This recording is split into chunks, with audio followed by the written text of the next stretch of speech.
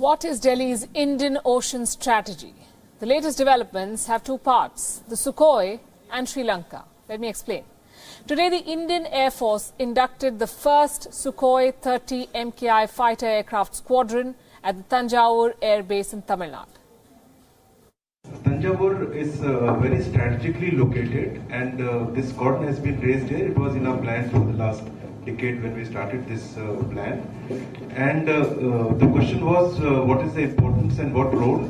So the role it will undertake is the air defense of the Southern Peninsula, and more importantly, with this special maritime capability in combination of BrahMos, it will be for maritime role in support of the Navy. That was India's Air Force Chief of Defence Staff General Bipin Rawat, and the DRDO Chief were also present. The Sukhoi fighters were inducted into the 222 Tiger Sharks fighter squadron. There was an aerobatic team display. The aircraft was given a water salute. Here's something else that is very special about what happened today. This will be the first Sukhoi 30 MKI squadron to be equipped with BrahMos supersonic cruise missiles. The BrahMos missile has a target range of 300 kilometers. India now has the ability to strike any target, both at sea and land, in any weather condition. So this squadron will have aerial and maritime roles.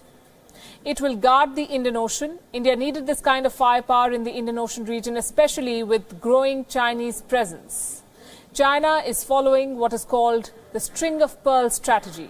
What is the string of pearls, you may ask? These are Chinese installations, strategic ports, expressways, infrastructure investments, and they make a string around India. They encircle India. Beijing has already built its first overseas naval base in Djibouti, that's in the Horn of Africa.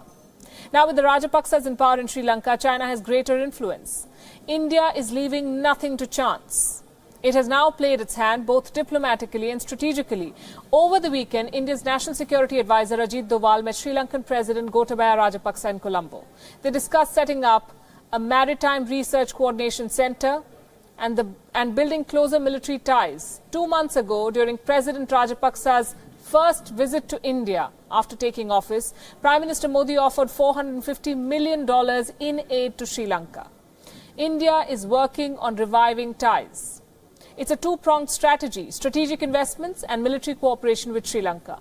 The Indian Ocean region, or IOR as it's called, is crucial for India's maritime strategy. 2/3 of the world's oil, 1/3 of the world's bulk cargo, half of all container traffic, and all of these travel through the Indian Ocean.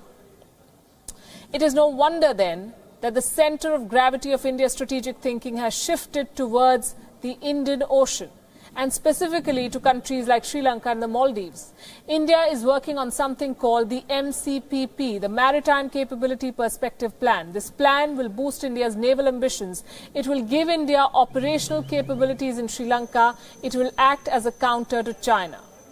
China has been engaged in a nefarious game. 3 years ago, remember, in January 2017, a Chinese attack submarine, which was returning from anti-piracy patrols in the Indian Ocean, stopped at a Malaysian port.